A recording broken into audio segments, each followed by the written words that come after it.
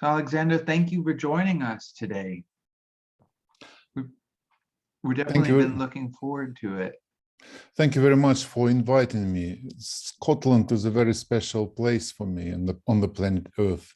I lived there for 5 years. I graduated from a Scottish university, so it's a special pleasure for me to speak at the Scottish Astrological Association. Wonderful.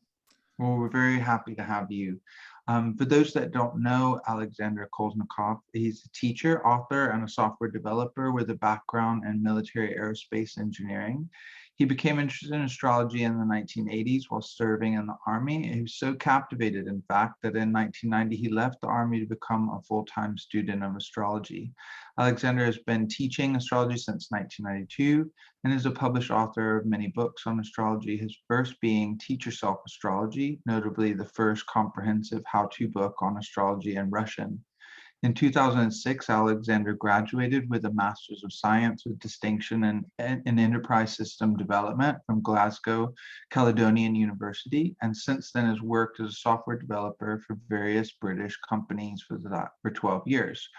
These were the years when he created his website, which many of us will be very familiar with, Lunarium, which, as we all know, was a very popular website and has been redeveloped again under lunarium.co, which I'll pop into the chat in just a moment.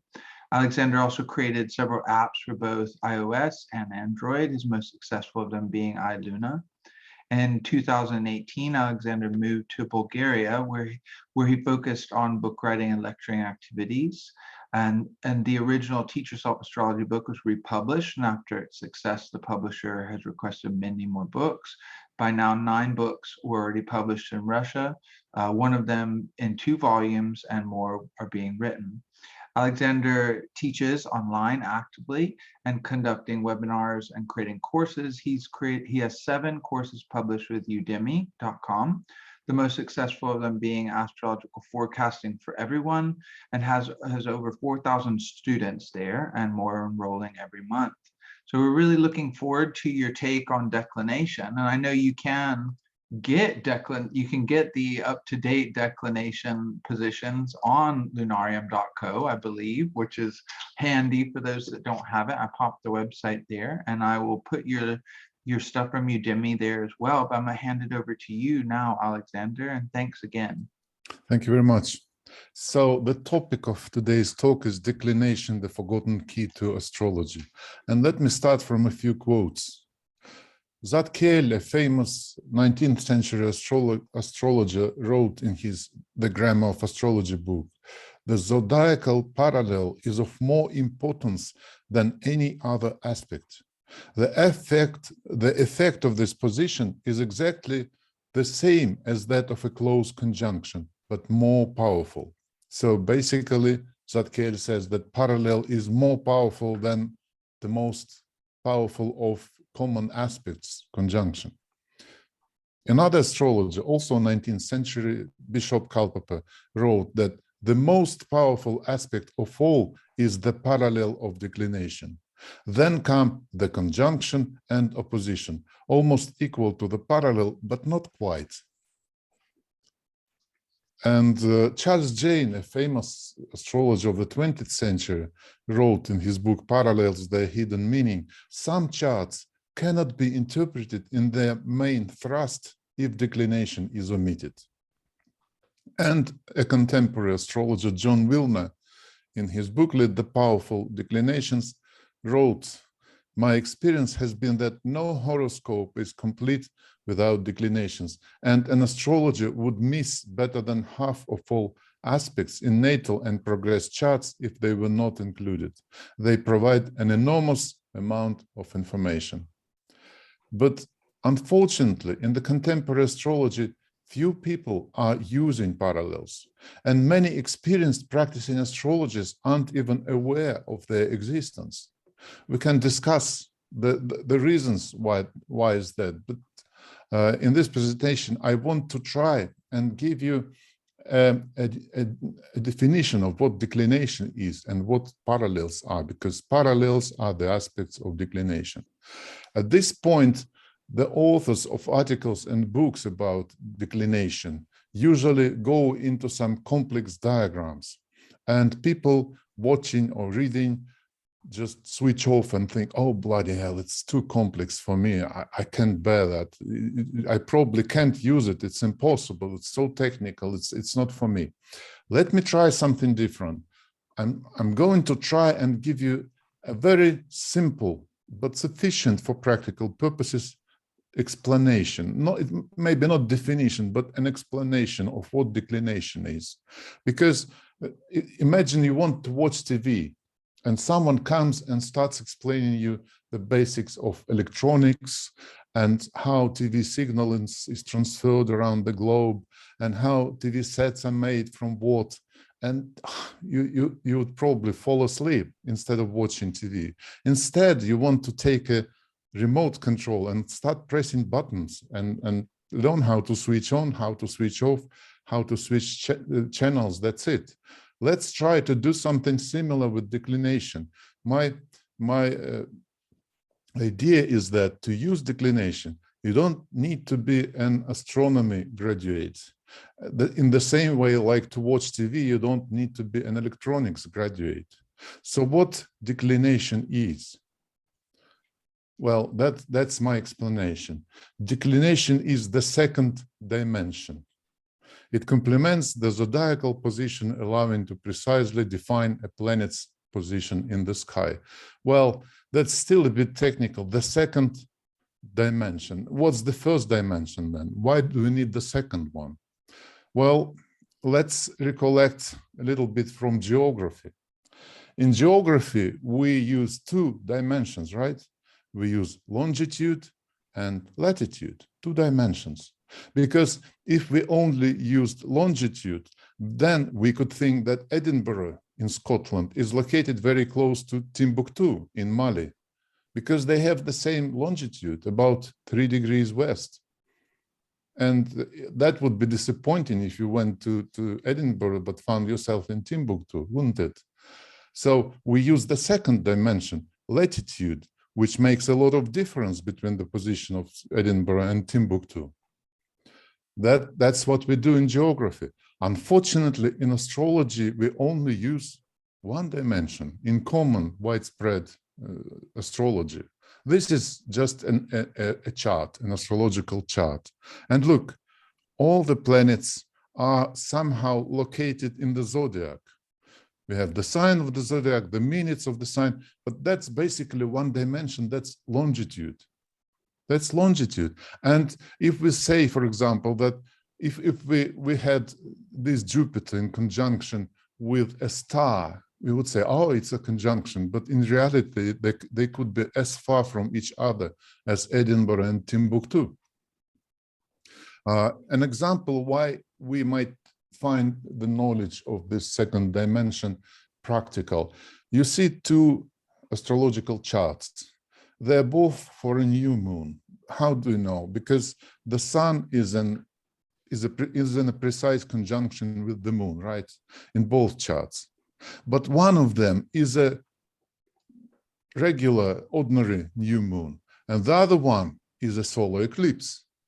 Why? What's the difference? Can you tell that this is an eclipse chart by just looking at it? Probably not. Not very easily. There are some tricks you can use, but it's just a conjunction of the sun and the moon. But in one case, the moon closes off the sun and we have an eclipse, but in the other case, it doesn't. So what's the difference? And the difference is in the second dimension. When there is an eclipse, there is no difference in the second dimension. The moon overlaps with the sun. And in the other case, when there is a difference, it doesn't. We have a regular new moon, not a sun eclipse of the sun, not a solar eclipse. But okay, so it's the second dimension, similar to latitude in geography, which can be useful and for many practical things. But how do I prove you that it's really important and useful in astrology, in practical astrology, in your astrological work? Charles Jane like to explain the importance or demonstrate the importance of declination using the chart of Walt Disney. This is his favorite example. And he used to say, look, Walt Disney has Neptune in the 10th house, and it's symbolically very appropriate for a person who was creating beautiful illusions and made a very successful career in that. Isn't it appropriate? It is. But the strange thing is that if you check the aspects, this Neptune isn't well connected to the rest of the natal chart of Walt Disney. It's just, non-aspected at all. Some minor aspects, some maybe one opposition with Chiron or something, but it doesn't have any integration into the chart. And the same can be said about the sun. It's not very well aspected, but the person is really a luminary. Why the sun isn't so well aspected? But if we look into the declination, into the second dimension, here is the aspect of complete. Now I'm basically showing where and how declination is showed in astrological software. So this is a chart of astrological aspects as it is shown by Astro Gold software for Mac. But SolarFire, a very popular astrological software for Windows, can show similar matrices of aspects. You see there are general or common aspects of longitude at the lower bottom, and there are aspects of declination at the top right. I haven't told you what are the aspects of declination yet, but let's just discover. And on the right-hand side, there is a listing showing first the common positions in zodiac, in longitude, the first dimension, and then the declination. Pretty much every software, astrological software, will show you declination in one or another way.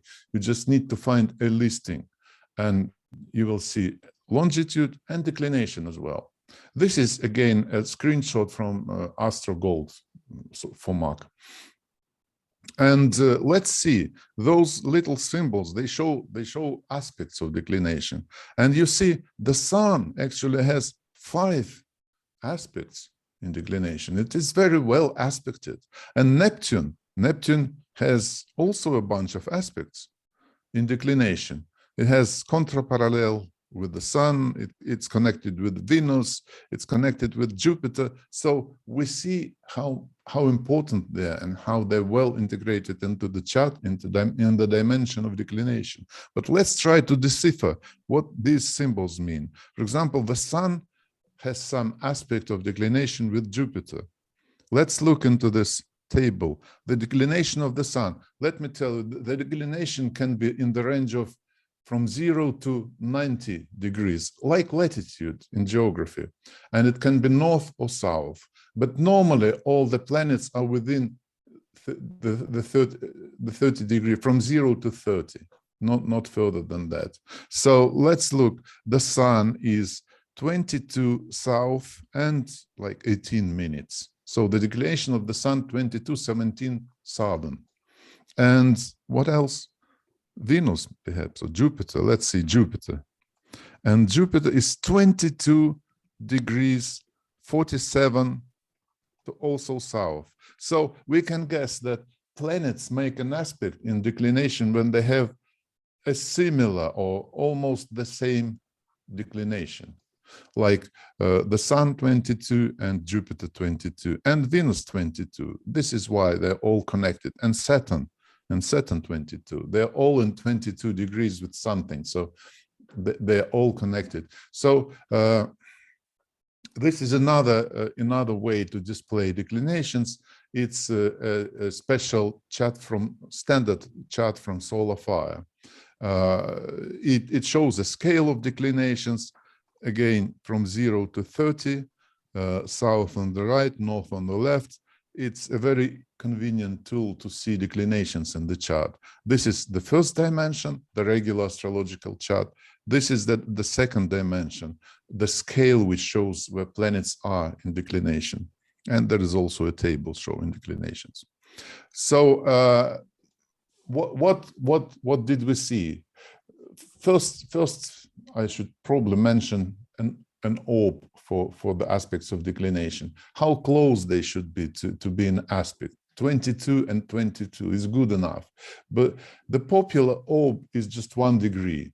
There are some schools which say it should be 1 degree and 12 minutes. Charles Jane had an idea that the orb should depend on the declinations of planets, but that's too complex. We can just keep, for simplicity, 1 degree orb for the aspects of declination. And as I mentioned, declination can be from 0 to 90 as latitude in geography, but usually within 30, north or south. And parallel, there are 2 aspects of declination. One of them is parallel, and the planets have the same declination by value and by sign within the orb. So they're in parallel. 22 and 22 both south, let's say. This is a parallel. And the other aspect is contraparallel. It happens when the planets have the same declination by value, but the signs are different. Like 22 north, one planet, and the other planet 22 south. That's it. This is all you need to know about declination and the aspects of declination in order to use it productively in your astrological work. But demonstrating the importance of declination in natal charts like this is difficult because there are not so many outstanding people like Walt Disney. And in some occasions, you will find that in a natal chart, there are very few aspects of declination. And in another chart, there are many aspects of declination, but you don't really know if this person has developed already, or have developed already all those talents to demonstrate how they work. I think that the best way to demonstrate the power of the aspects of declination is using non-trivial relationships. By non-trivial, I understand when I mean when partners do something extraordinary to be together, like they sacrifice their career, or they neglect existing social norms, or go against the opinion of their family, or something else which is very unusual for the other people. They still do that and live happily ever after, as they say. Often in such cases, as I'm going to show you, the normal common synastry based on the aspects of longitude only is strangely mute. It doesn't give us a satisfactory explanation why this relationship is so extraordinary. And my favorite example is of Prince Harry and Meghan Markle. Look, he's a British prince. He could marry any girl and she would be happy probably, or many of them at least. But he chose a very unusual partner, a divorced American actress 3 years older than him and with a substantial previous history of relationships. And I guess royal family wasn't very happy about his choice. So he had to overcome quite a lot of, I don't know, resistance or opposition, but he still married her. And not only they keep their family, they have 2 kids already, and they've split effectively from the royal family. They decided to go their own way. So there's some strength in this relationship. Would we expect to see something extraordinary in their synastry? We probably would. Let's have a look. So this is a chart or table of the mutial aspects, vertically Meghan, horizontally Harry, created by Astro Gold software.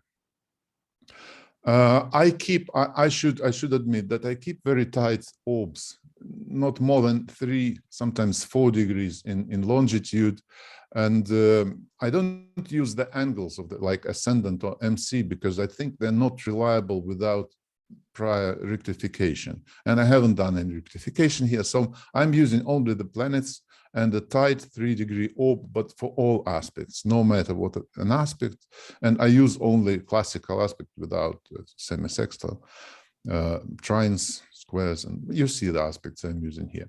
So let's have a look what we see here in this extraordinary relationship.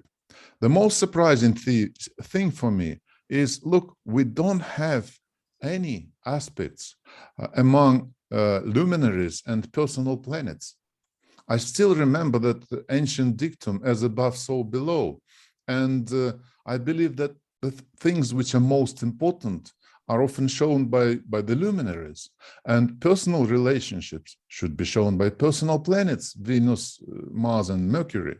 And here we see nothing. Let's have a look at the other aspects, perhaps at the most precise ones. Look, the sun, Meghan's sun, is in square with Harry's Saturn. Not very inspiring, isn't it? Her Venus, okay, is sextile his Saturn. It's okay. His sun is square her Neptune. And that's it. And is this why they got married? After all, but okay, maybe Harry is just such an unlucky guy that he never met a girl with whom he would have a better synastry. Can that happen? I don't know, maybe.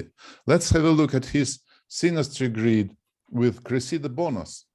Cressida Bonas is an English actress and model. I think she's about 5 years younger than him, and they were in a relationship for a couple of years.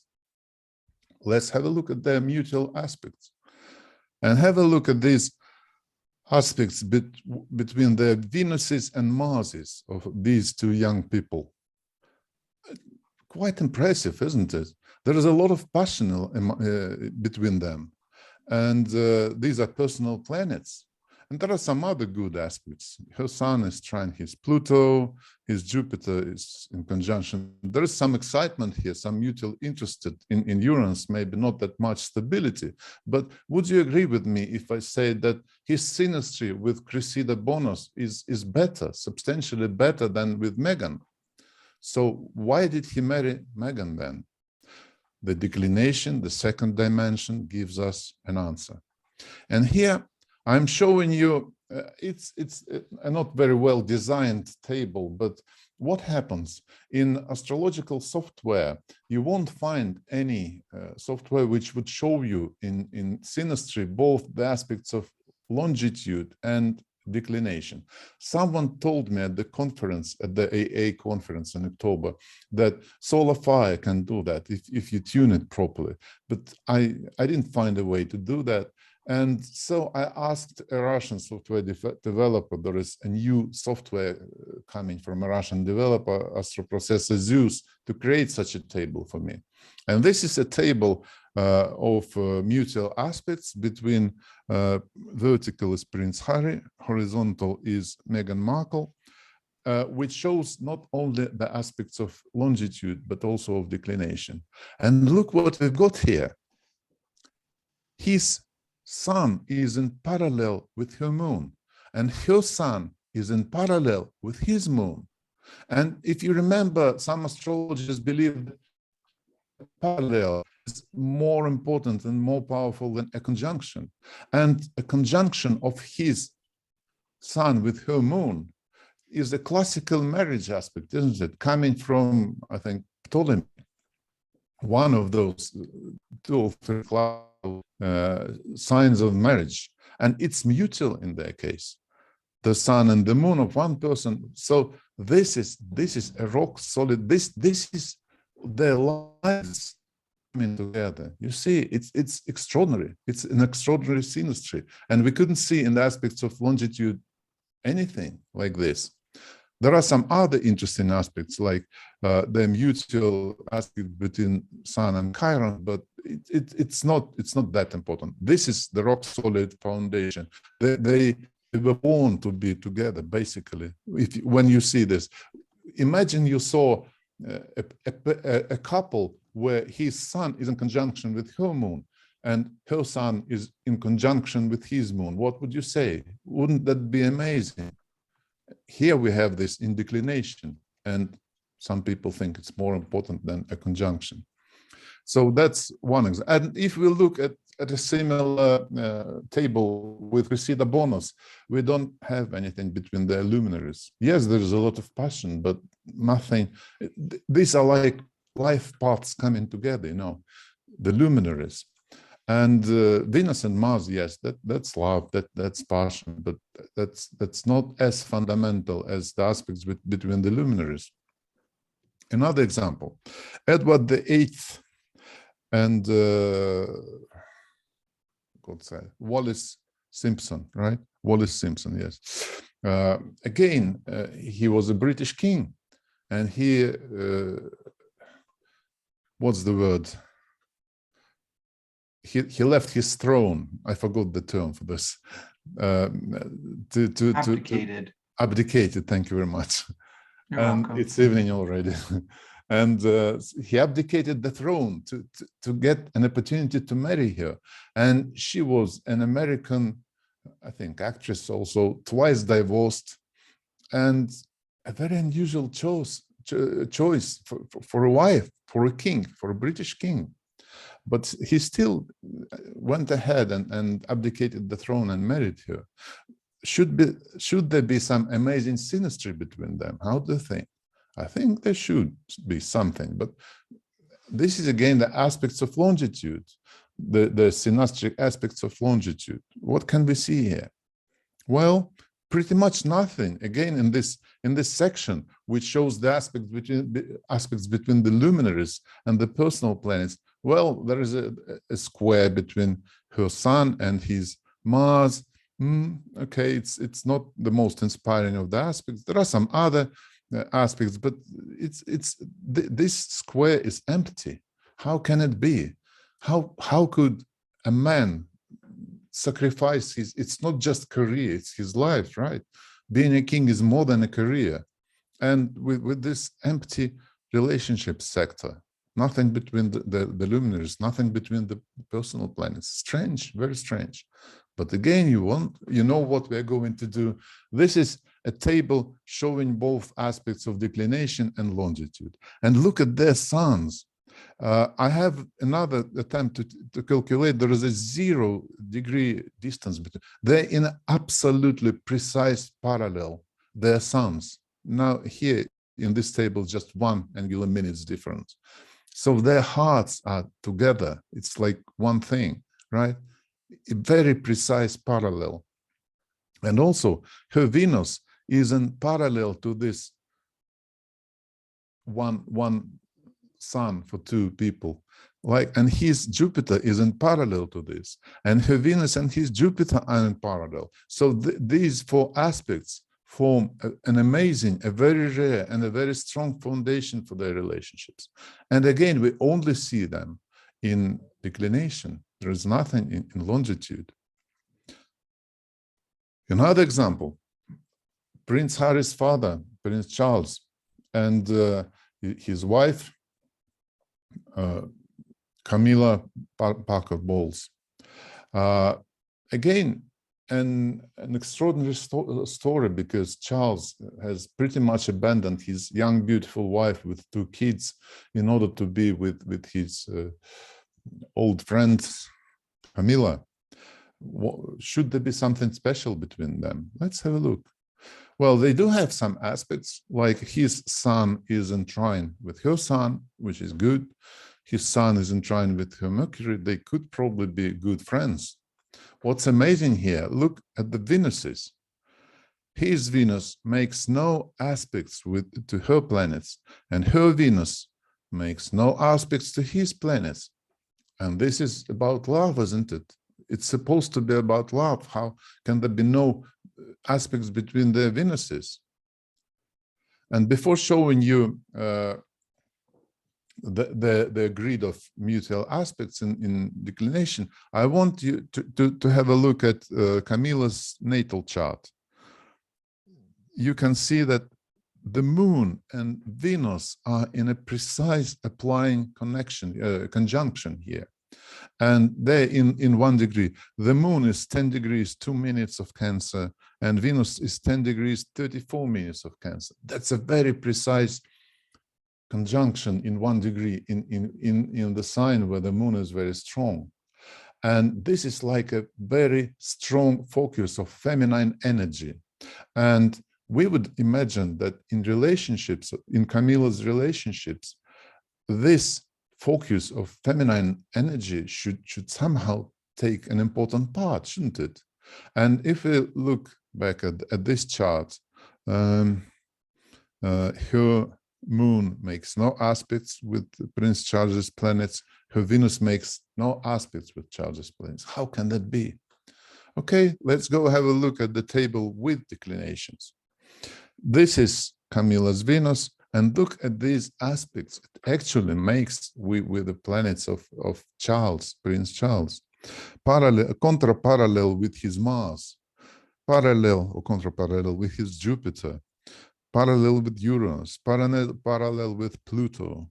And they also have some interesting aspects with Mars, like how Mars is in trine with his Neptune, and his Mars is in parallel with her Uranus and contra-parallel with his Pluto. By the way, there are two aspects, parallel and contra-parallel. And some people think parallel is like a conjunction, contra-parallel is like an opposition. But there is also a very substantial camp of prominent astrologers who believe that there is no difference, that parallel and contra-parallel is pretty much the same aspect. So it's for you to figure out what you're going to think. In my opinion, there is some difference between them, but it's not as significant as between conjunction and opposition. So they're close to being the same aspect, whether parallel or contra-parallel. So you can see again, only declination and the aspects of declination show us the nature and the importance and the strength of this relationship. And the last example I want to show you is Clooney, George Clooney and Amal Clooney.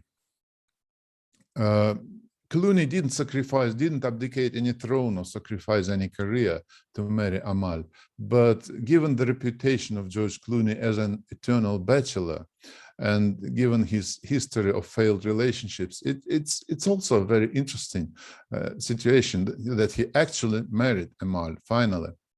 And let's look at the mutual aspects. There are some aspects, there are quite a few of them, but mostly squares and oppositions. This is a promising aspect from her moon to his Venus, but we don't know whether it exists or not, because we don't know the time of birth for Amal. So I took just noon, 12 hours for her time of birth, and this trine might be not existing. We don't know where her moon is. So Mercury and Mars opposition, perhaps they're arguing, some squares. It's not explain. It does not explain to us again why they're together. And again, let's have a look. You know what we're going to do at the aspects of declination, and we can see here that their suns, they're in a square, but they're also in a very precise contra-parallel. So this is a two-dimensional, so to say, connection, both in longitude and in declination. And it's very, very strong. It's not very easy because of the square, but still there is a lot of interest between them. But the most important, I believe, for a long-term relationship is that this parallel, precise parallel between their moons, it's the aspect between the moons is one of, I would say, classical also marriage aspects, because when people have their moons together, they feel very comfortable when they relax in their everyday life. That's more important than have a connection between the suns for just living together under one roof. You can remind me that we don't know the time of birth for Amal. So how can I say that the parallel between their moons exists? And the fact is that on the day when Amal was born, the movement of the moon in declination was very limited. So whether she was born in the very beginning of the day or in the very end, her moon was still in the orb of parallel to Charles's moon. So, and there are some other interesting aspects, but I think these are the most important ones. Again, the declination explains us the the truth of the relationship. I should say that it's not like this in every relationship. Sometimes you will see relationships that where the aspects of longitude tell the whole story. Sometimes the aspects of declination are important to understand what's going on, but it's different. In every case, it's different. But I would urge you to use declination in your astrological work, no matter what you do, whether it's natal work or synastry or forecasting or solar returns and everything. And you will see sometimes that the aspects of declination give you some amazing, very important information which opens your eyes on the case. Not every time, but on many occasions that would be so. And this is a link to the Astro Processor Zeus, the software I mentioned. It's currently in beta, so there is an English version for it, and this is a link to the English page, to the page where you can download the English version, and it's quite stable. I have it installed on my Mac, and it's becoming my main software. And it exists for both Windows and Mac. And at some point, for right now, it's free because it's a beta version. Try if it will work for you, then it will work for you. And it has an amazing amount of important features. If there will be some videos, there are already some videos, might be not that simple to just try, and you will see it does things. It does that scale of aspects. It does this grid of mutual aspects, which simply do not exist in other software packages. So that was about declination and the aspects of declination. Do we have any questions? Let me check. One question that I think came forward was just about, if there's a sense of, and within parallels or contra-parallels, when they are more exact, is there an intensification that is coming out of them? Yeah, of course. The more exact they are, the more it's like a conjunction. If it's an absolutely precise conjunction, it's amazing. But also an important thing is when two planets are not only in conjunction, but also in parallel. That's like a conjunction squared, because it's very strong. It's called occultation in some schools of astrology, but in the other schools of astrology, it's called planetary eclipse. So it's the conjunction, and a parallel, it's very strong. Or sometimes you will see that planets are in a trine, let's say, but they also are in a parallel or contra-parallel. That's also a two-level aspect, and it's very, very strong. But the more precise, the more strong, of course. Okay, thank you. What I'll do is I'll pay attention. If there are any others that come up, I'll be sure to pose them as they do. Okay. Okay, and I will try to make breaks like between topics and, no worries. Questions. So the next topic. So I hope I was able to like whet your interest to declination and aspects of declination, and they're not difficult to use. They actually, you just need to be able to find them in your astrological software and use. Here's one question, Alexander. Sorry, I didn't see it before. Are you able to use declination with astrocartography or with thoughts around relocation astrology? Not something I would. Yes, well, you can see if you're doing relocation, you can still see aspects of declination, how they show themselves in different places on the Earth. In astrocartography, I'm not sure whether I don't think you can use information about declination. In relocations, yes, you can. Awesome. Thank you very much. Right. So the other interesting story about declination, or another interesting and important feature, is out-of-bounds planets. What is this about? This topic, as far as I know and as far as I'm aware of, was developed and introduced and popularized among astrologers by an American astrologer, K.T. Böhrer. I know that in the United States, her surname is pronounced as Bear, but I undertook a special international investigation to find out how to properly pronounce her surname. And I found out that it's a Dutch surname and that it should be pronounced Burger. If you are interested, I will tell you in the end after the talk what was my investigation, how it went. Quite interesting. So she introduced the idea of out-of-bounds planets, and she did a lot of research, and she wrote a book, Declination, the Other Dimension, one of a few books about, very few books available about declination. The other important and interesting sources of information about out-of-bound planets is an article by Steve Forrest, The Out of Bounds Moon, and it can be found online. You can see the link to it here.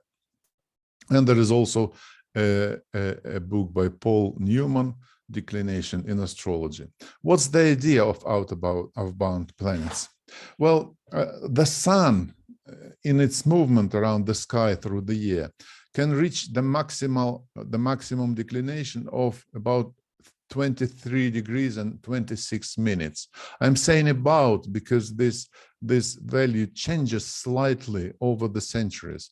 Like in the beginning of the 20th century, it was 23 degrees and 27 minutes.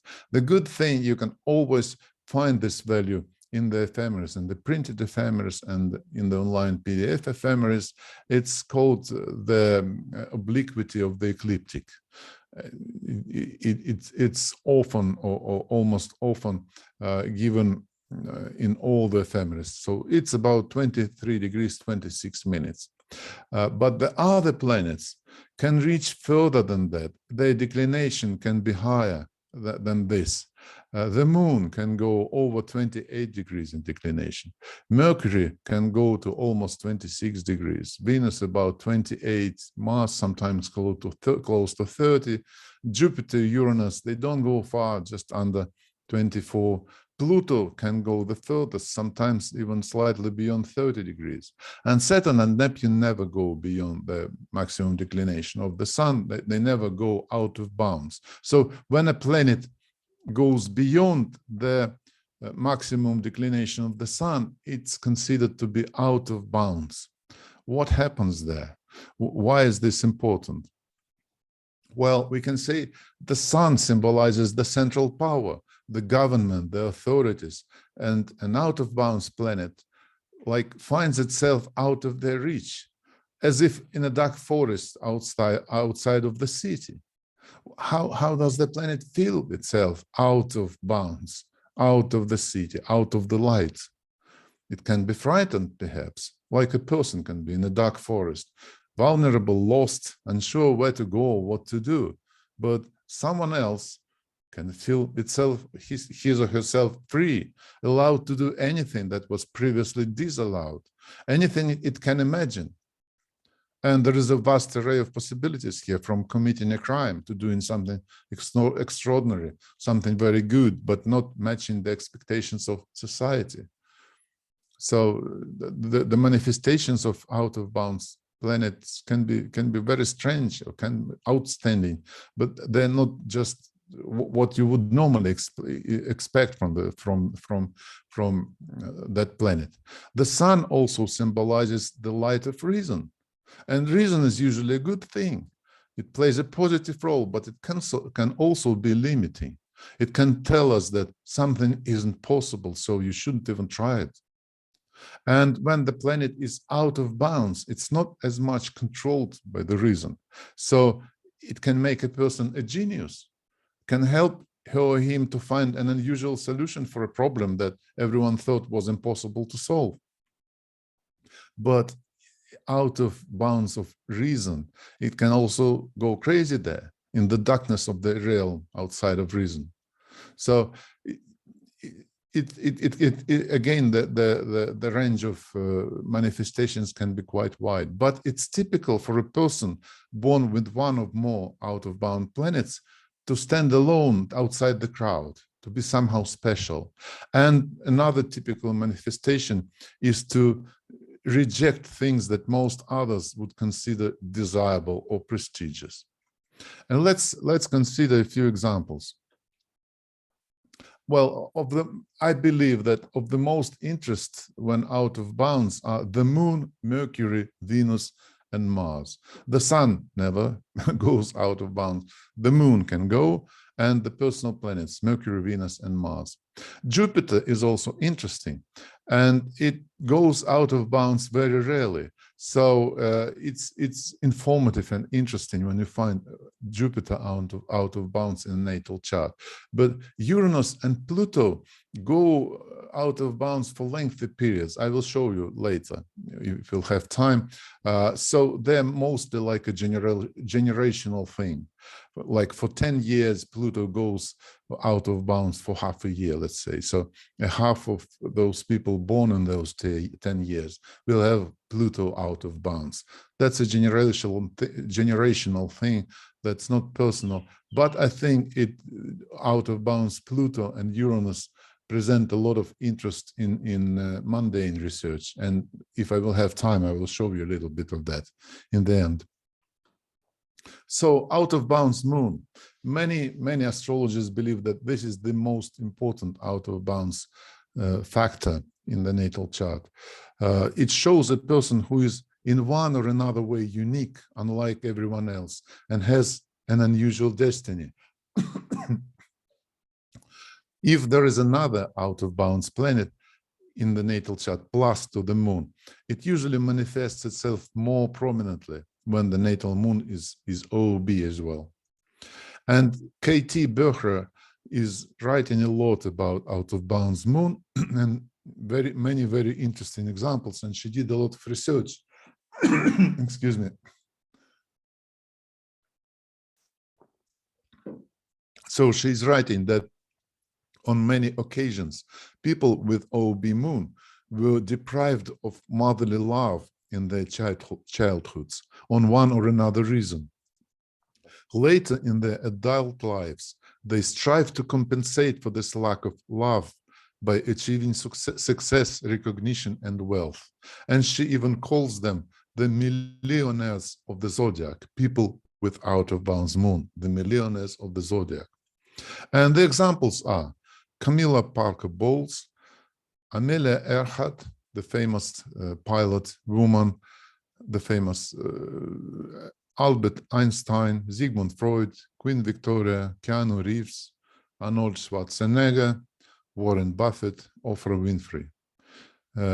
All of them perhaps matching the millionaires of the zodiac label by K.T. Böhrer. OOB Mercury, how can it manifest itself? It's about thinking out of the box, and therefore a person with an out of bounds Mercury can find unusual solution for all sorts of problems, including those related to communication, transportation, commerce, and other areas of life associated with Mercury. And the most typical example is Elon Musk, of course, but there are other examples not that typical. Bob Dylan, Tom Hanks, Henri Matisse, Elvis Presley, Maximilien Robespierre, Donald Trump, and Marlene Dietrich. Some people, extraordinary examples. Louis Pasteur, for example, had 4 OOB planes: the Moon, Mercury, Venus, and Uranus. Kirk Douglas, Mercury and the Moon out of bounds in a precise parallel with each other, as well as OOB Mars. Brad Pitt, another interesting examples, out of bounds Mercury and Mars in a precise parallel. Out of bounds Venus.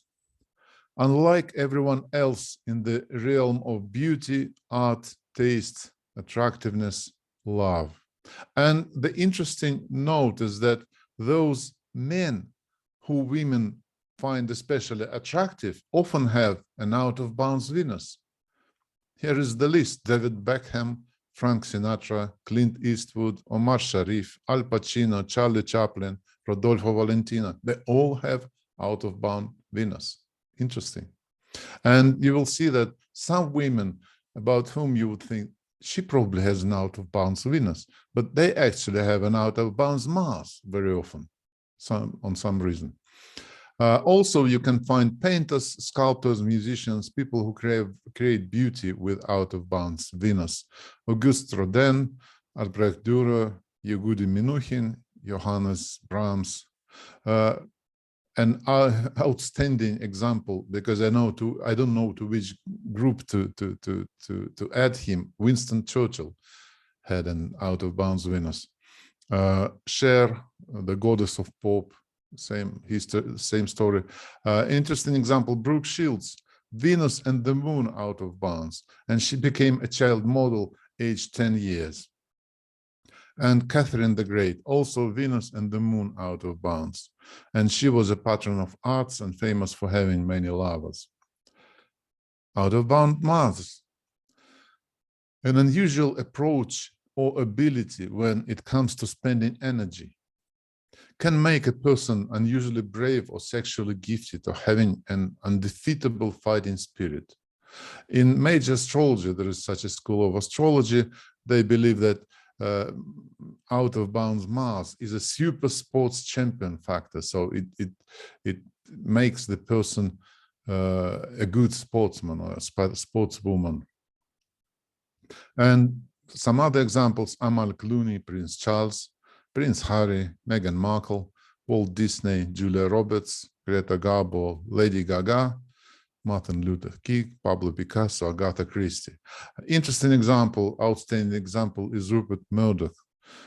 He has an out-of-bounds Mars, and the moon is so far out of bounds as it can be, 28 degrees and 15 minutes south.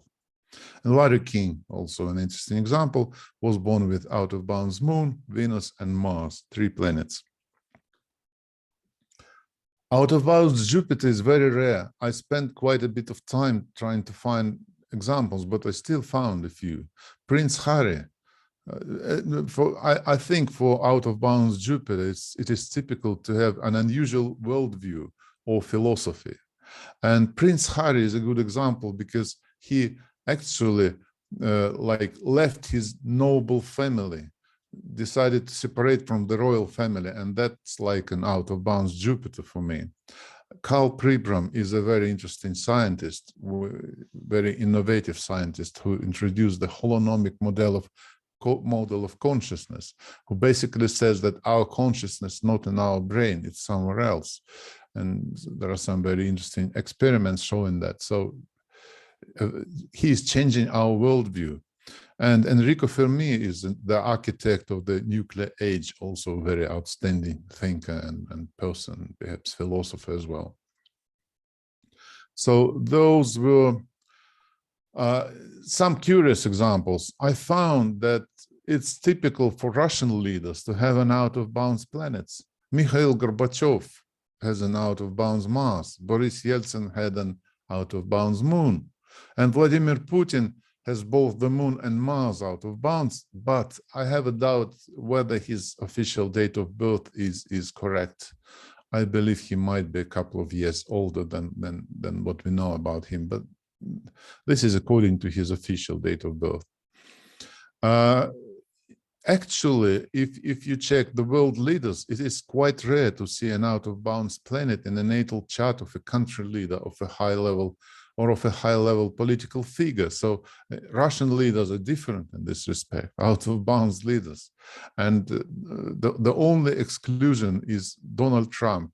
He also has an out-of-bounds Mercury.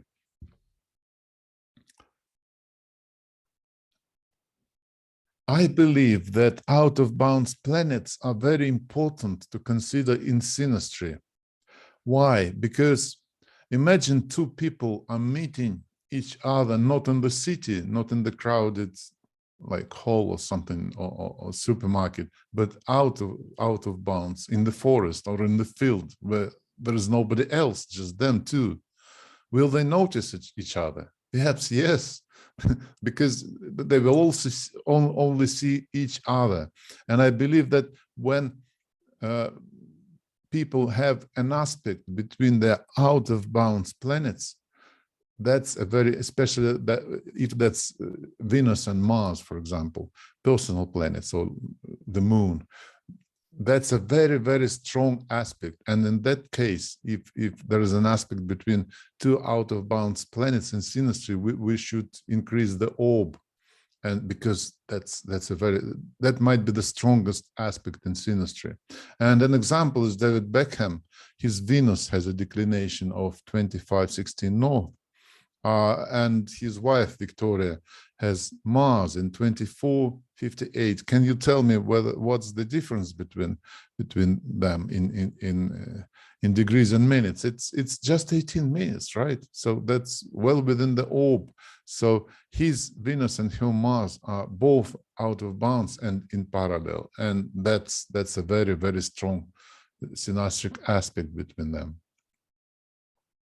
Out of bounds planets can also become, if someone was born without an out of bound planets, that planet, some planet can become out of bounds in secondary progression, day for a year.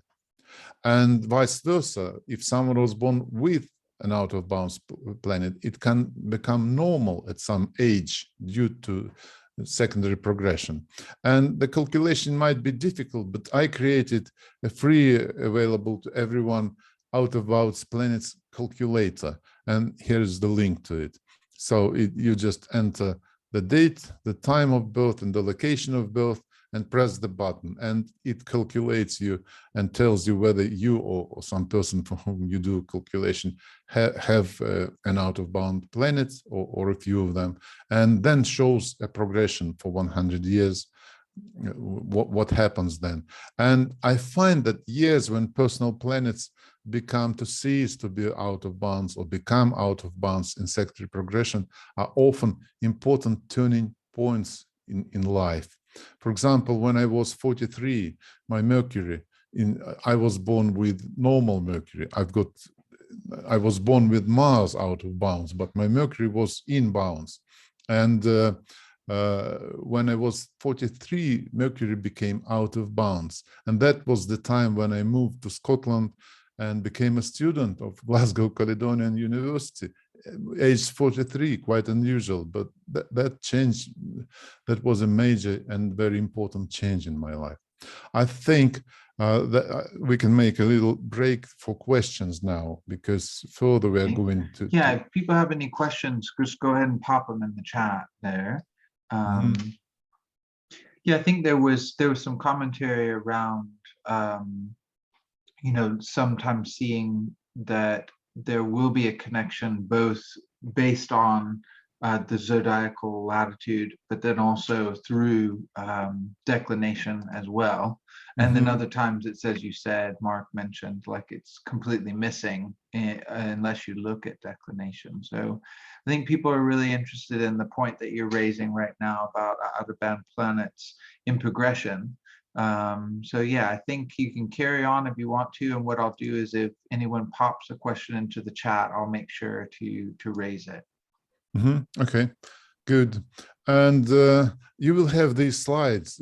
Will they have the slides to download? Yes, if you're happy to send them across, yeah, then what I do is I will send it to everyone that registered today. Excellent. Now, out-of-bound planets can be out of bounds not only in the natal chart but also in transit, because sometimes, and you can actually see on the homepage of my website, when a planet is out of bounds, there will be letters OOB next to it. And I think that the periods of when Mercury, let's say, or Venus goes out of bounds are somewhat similar to the periods of retrograde motion. This is quite a new idea. I'm still thinking, experimenting with this, but wanted to share it with you in terms of their influence on daily life. Why? Because what the retrograde motion is about, this is the idea how I inherited it from my teacher of astrology. Periods of retrograde motion are the times when stereotypes associated with planets are being changed. Like Mercury retrograde is when the stereotype of Mercury is being changed, the way we think, the way we communicate, the way we process information. When a planet is moving backwards, the old stereotype has already expired and we are looking for a new one. As a result, decisions directed into the future aren't reliable at such times. They're not based on an established stereotype. They're like houses built on sand. We say retrograde Mercury, don't make agreements or don't sign papers, we say usually. So periods of retrograde motion open to us also the positive side of them. They open to us new opportunities. Having no limiting stereotypes, we are open to ideas that would seem crazy at other times. So that's the positive side of retrograde periods. But my point is that something similar happens when a planet is out of bounds. It is in an uncharted territory and so is able to perceive unusual images and ideas, those that wouldn't be accepted by the establishment. However, anything created there when the planet is out of bounds, like Mercury, for example, might be too strange or incomprehensible for other people to accept, or that might be a stroke of genius, you never know. So these periods when Mercury and Venus especially are out of bounds can be a bit unusual. And I would be cautious, like in planning something like a first meeting, romantic meeting with the person when Venus is out of bounds. Or maybe that can be good. So this is a very new topic. It's open for research. I haven't read anyone writing about it. So that's just something to think about. Very often, astrologers pay attention to Mars being out of bounds in transit. And such periods often coincide with uncontrolled outbursts of energy, both in nature and society. Like there can be abnormal destructive weather conditions or fires or heat, maybe natural disasters, incidents and violence in society. And such periods of out of bounds Mars in transit can happen every year, twice a year actually. So they're not rare. And for example, there was a period of out of bounds Mars from the middle of January perhaps to February, less than a month long. So they're not rare, but sometimes those out of bounds Mars transiting periods can be longer than 6 months, and those are rare. And when they happen, they're often associated with some disaster. For example, in 1986, there was an out-of-bounds Mars for 194 days, and that was a period of Chernobyl disaster. In 2001, there was an out-of-bounds Mars for 188 days, and it was 9/11 during that period. In 2007, 2008, there was such a period for 203 days, and there was a global financial crisis. And the other lengthy period of out-of-bounds Mars is coming 194 days long. It will begin on the 23rd of October this year and will continue until the 5th of May 2023. So we should be very cautious about this period. Actually, I was interested and I created a simple script, as I'm a programmer, and I created a script which calculated all the out-of-bounds periods of Mars for, I don't remember, the whole century, 150 years, and the output of that script. And also it paid attention to the time when the declination of Mars was 0. So it was passing through the celestial equator, which is also considered to be a somewhat dangerous time. So to see the result, the output of my calculation, there is at the bottom, you see there is a link again to my website, Extreme Mars, and you can just click and go and have a look at those out of bound or extreme Mars periods for 150 years or so. Next, out of bounds Pluto in transit. So Pluto doesn't go out of bounds very often. So these periods are rare. But when they continue for more than a decade. In the latest such period was in the 20th century. It started on the 17th of February 1938. and continued in and out until 1953, the end of May.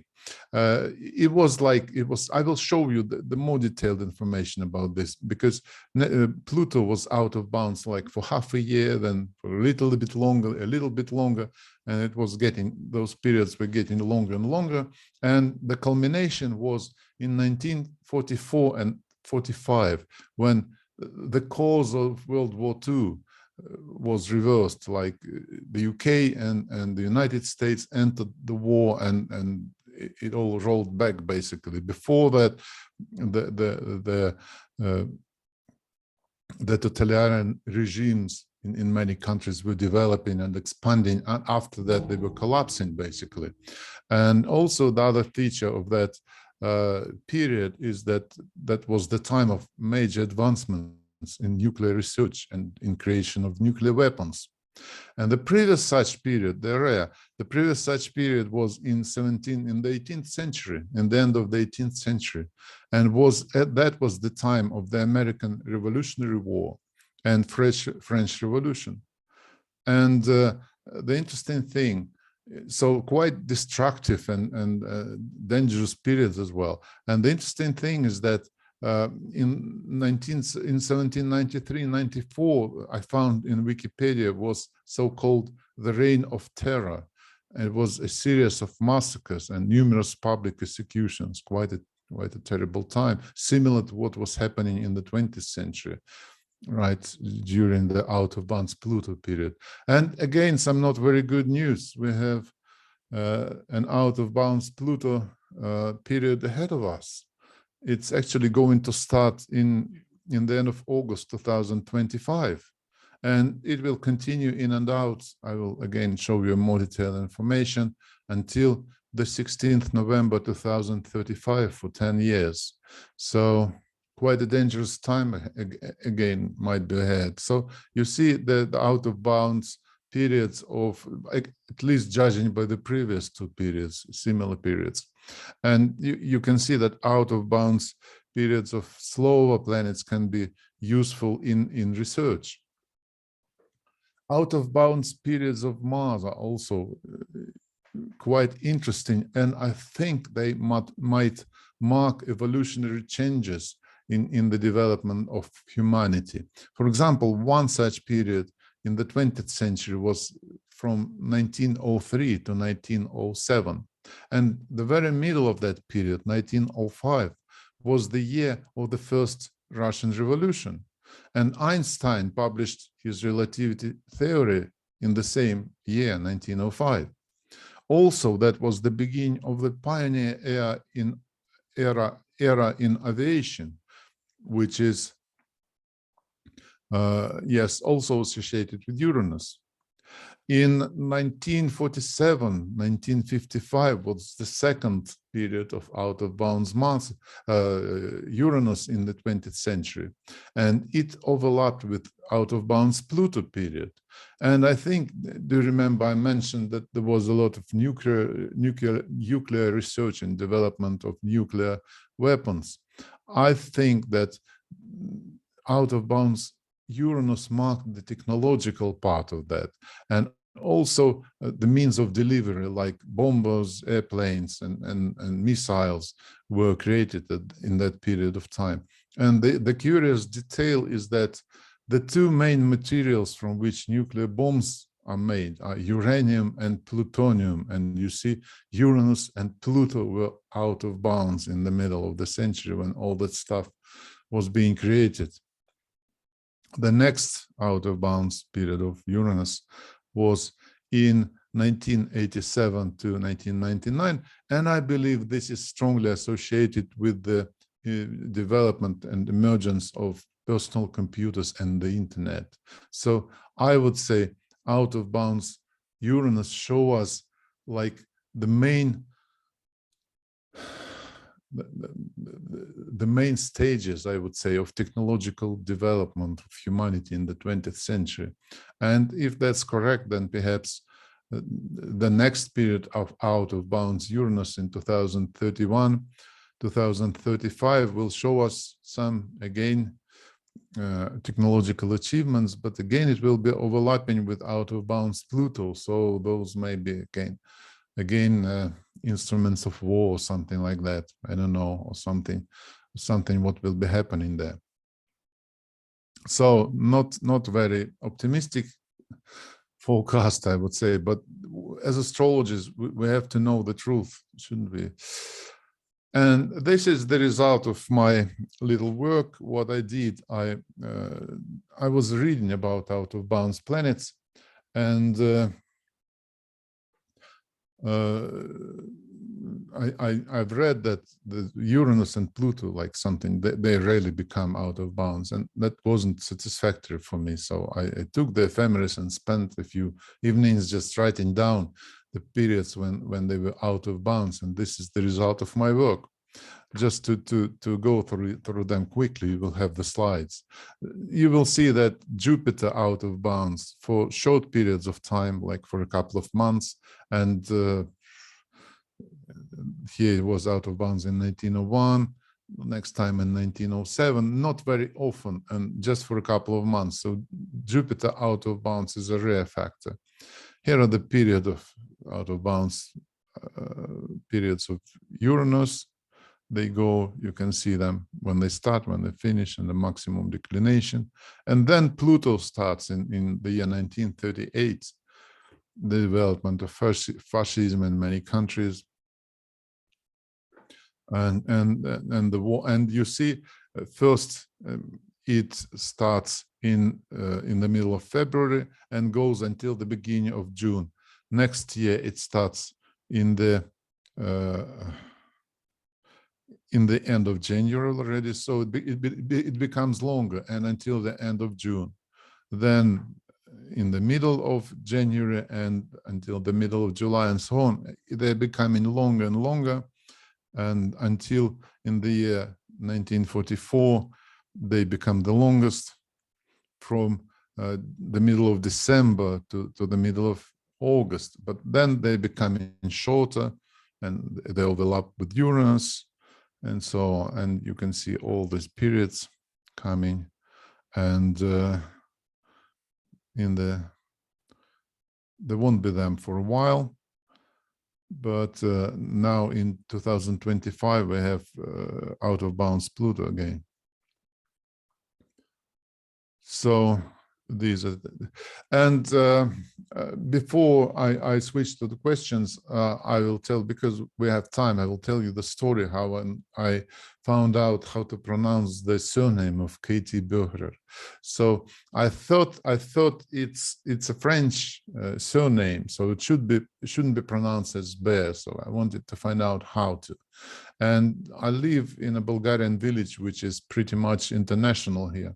So there are people of many nationalities living here. And I have a French neighbor, and I asked her, look, is this a French surname? And she told me, no, that's not French, that's probably Dutch. So I found a Russian family whose daughter is married to a Dutch man. And I asked them to send the surname to that Dutch man for him to record for me how to pronounce this name. And he recorded that and sent me an audio file saying Böhrer.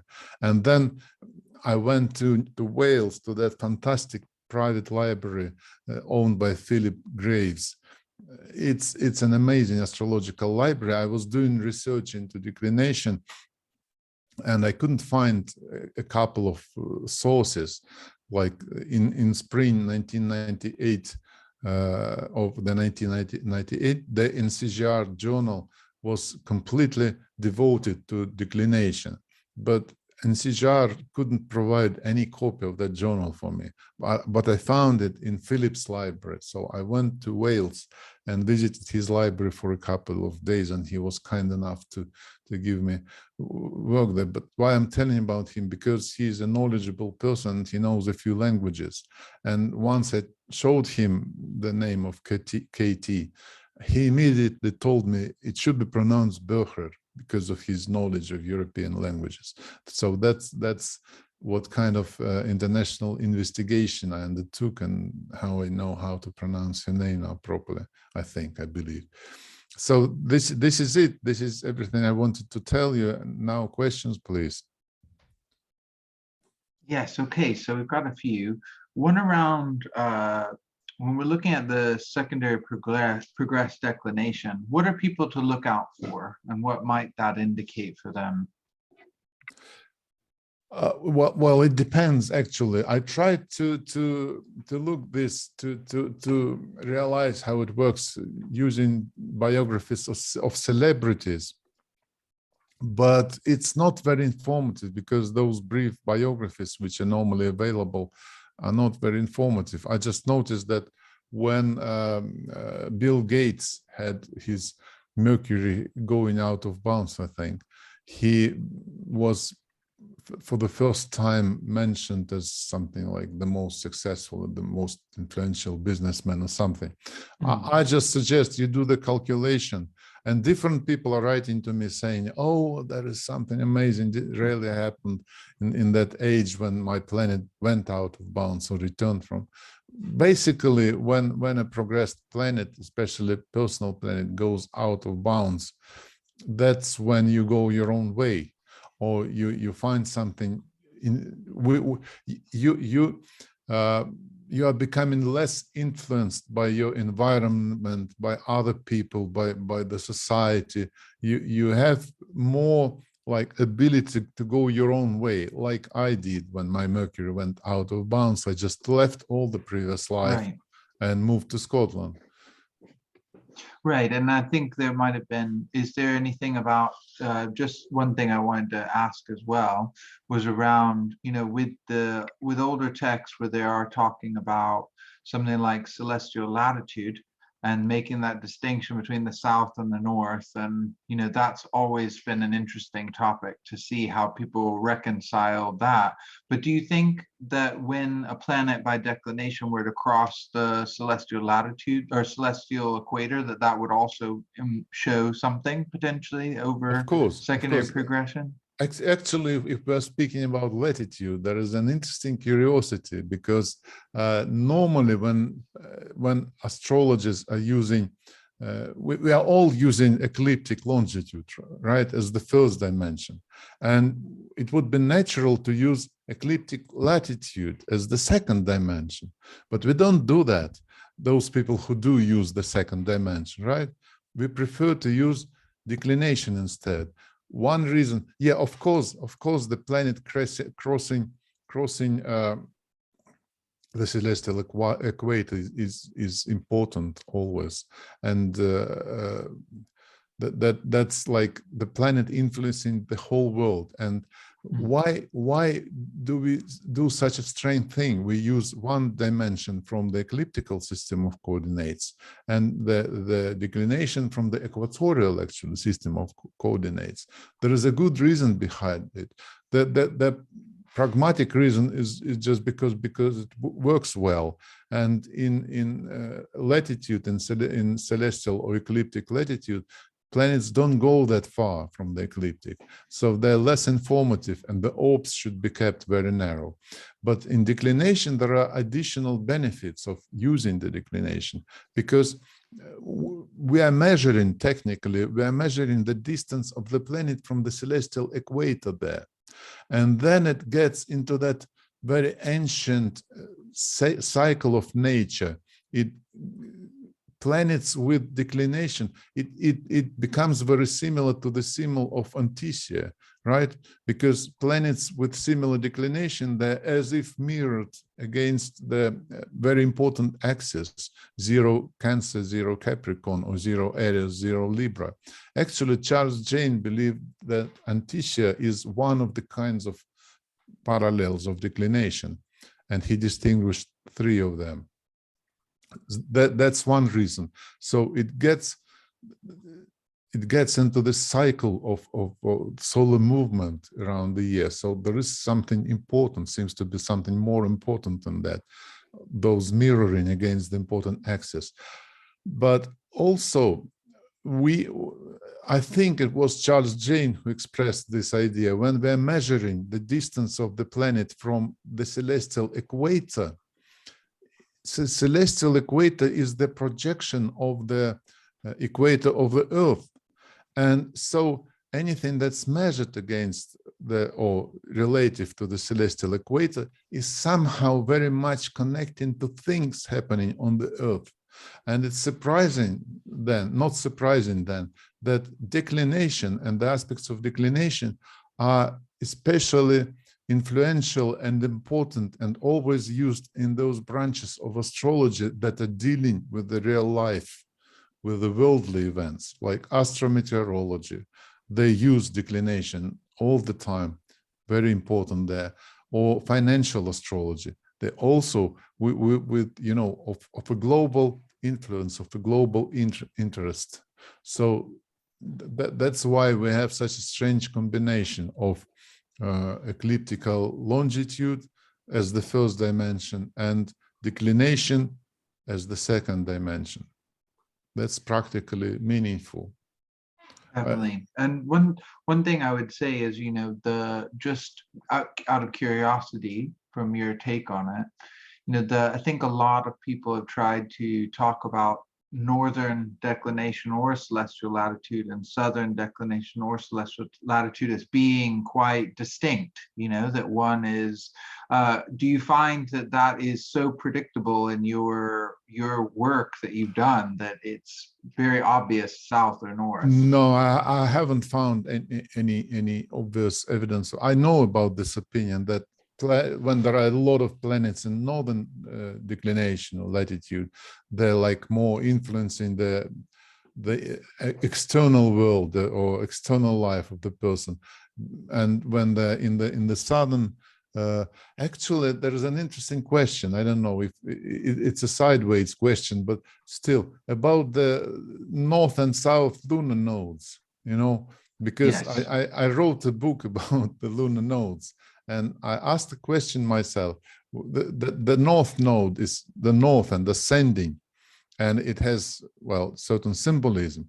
But is this symbolism correct only for the people who were born in the northern hemisphere? How about the people born in the southern hemisphere? And I did a little bit of research trying to, you know, to see the position of the lunar nodes and the charts and events in life and so on. And I came to a conclusion that maybe, just as a hypothesis, for those born and living in the in the southern hemisphere, they used to take, they should take the symbolism of the lunar nodes, the opposite of what it's taken in the northern hemisphere. So maybe it's the same with declinations as well. For people born and living in the southern hemisphere, the declinations in the southern hemisphere can be more like real life and external life, and those in the opposite hemisphere like more internal something. But I haven't noticed such a, I think that this is such a subtle distinction. Yeah. I've read people writing about them, but haven't noticed myself. Yes, no, I think you either seem to get people in the camp of they are very distinct, or there's like not very a clear distinction between them. So thank you for that. The other one was, I think that just apologies to make this happen at the very end, but just one last time for those that were, I think a few people were still slightly confused around parallel and contra parallels, that those aspects are not based on the celestial longitudes. They're not based on zodiacal placement, you know, that it's based on, as you could say, it's based on a different figuring of its relationship to the Earth. It's perpendicular, and that's the reason why you don't see the aspects of declination in an ordinary natal chart, because in the natal chart, it's like we only see one dimension, and you can say that declination is perpendicular to the surface of the chart, or to the plane of the chart. It's like you can think that planet can move above the chart or below the chart. That's where declination is. So we need some additional tools like that scale I showed you, showing where planets are in declination. And Solar Fire does a brilliant work for that with that scale. I find it very, very useful, and I'm convinced that Russian software developer to create a similar scale in his software as well. Awesome. Well, I think you've given people, for people that weren't already interested in it, I think that they've given a lot of people that are newly interested in this topic a chance to go out and explore it a little bit. I think the only last question that I had seen was around a comment with out of bounds moon, that is the thing, is that once you tell people go look at your out of bounds planets, a lot of people will be like, oh, I have out of bounds moon. And a lot of people will say immediately that, well, lots of people have an out of bounds moon. But what are your thoughts on this? I think, well, there are periods when the moon never goes out of bounds for years. I don't have the chart. It depends on the movement of the lunar nodes. There are periods of many years when the moon never goes out of bounds. And there are then periods when every month the moon goes out of bounds. So it depends which year the person was born, actually. It's not everyone having, even if you calculate using that online calculator, you often will see that some people have the moon going in bounds, out of bounds all the time, and other people will never have it. So it depends when you were born. And I believe, just from the memory, that the most frequently met out of bounds planet is actually Mars. But yeah, not the moon, as far as I remember. All right. Well, thank you very much. I think we've come to the end of our time. I really appreciate it, Alexander. And what I'll do is I'll just stop the recording there for anyone that watches after. But thank you so much. And I'm here to give you, on behalf of everyone, a real round of applause. Thank you very much. Thank you.